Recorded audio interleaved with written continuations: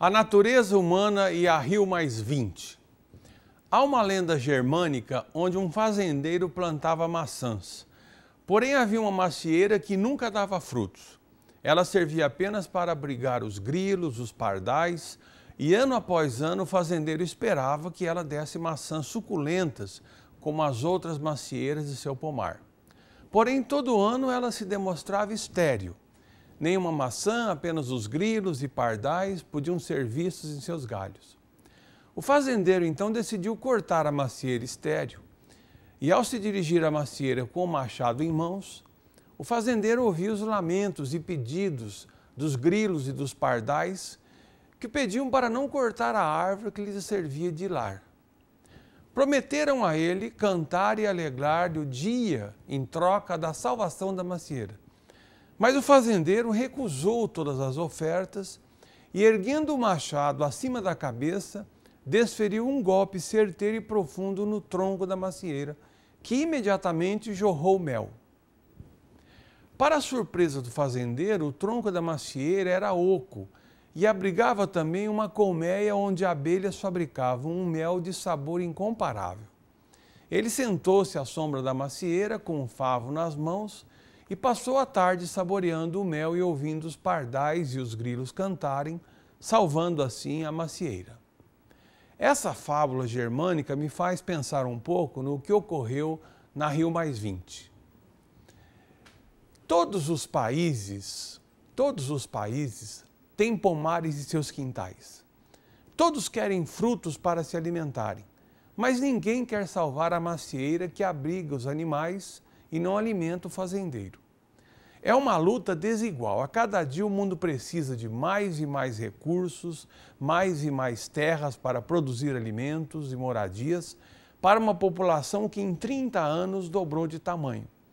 Nenhum país assume um ônus perante a sua população de não permitir a devastação da natureza.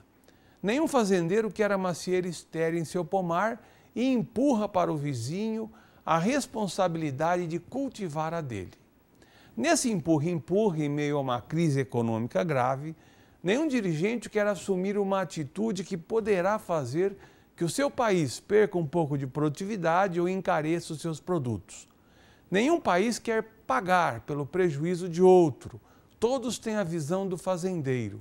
Todos querem cortar a macieira estéril sem olhar mais de perto, examinar o tronco e descobrir que há mel em seu interior. Para que o meio ambiente seja salvo, há de descobrir uma razão econômica para isso.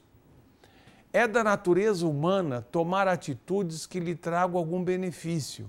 Neste caso, o benefício teria que ser econômico e teria que ser permanente. É da natureza humana buscar o benefício econômico, ser gananciosa, mesmo que custe-lhe a própria existência. As contradições do Mercosul. Com a entrada da Venezuela como membro pleno do Mercosul, poderiam arquivar completamente a cláusula democrática do bloco. Eu concordei com a condenação política do Paraguai. O fato de estar escrito na lei paraguaia não torna democrática a retirada sumária de um presidente. O presidente Lugo não teve o amplo direito de defesa. O México teve eleições durante 70 anos, mas ninguém achava que o processo era democrático, porque havia manipulação. Agora o PRI está de volta, mas há uma certa independência de poderes. Esse, por exemplo, é o caso do México. O Brasil fez bem em condenar a destituição de Lugo, mas o segundo ato da mesma peça destruiu o primeiro, dado que o Paraguai, que era o último obstáculo à entrada da Venezuela, está suspenso.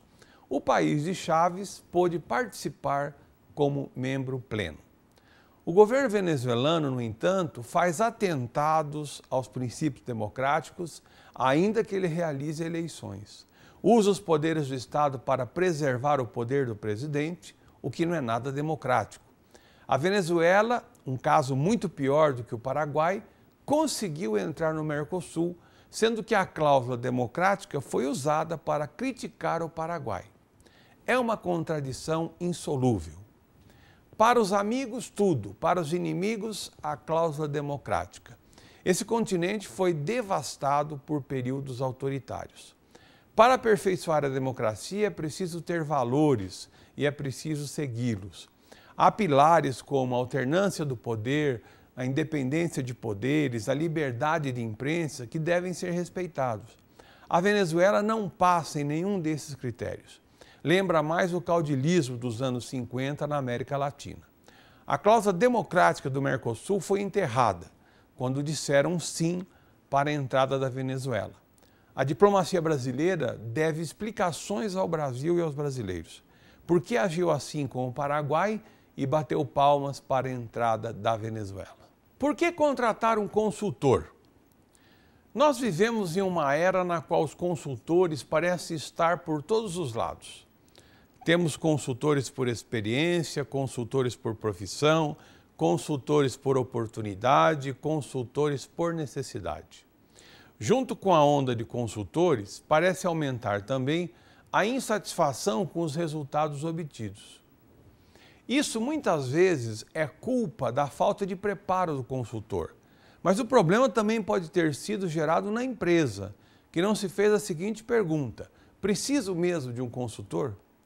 A partir do momento que nós temos consultores para tudo, aumenta a dificuldade em determinar quando um consultor é necessário.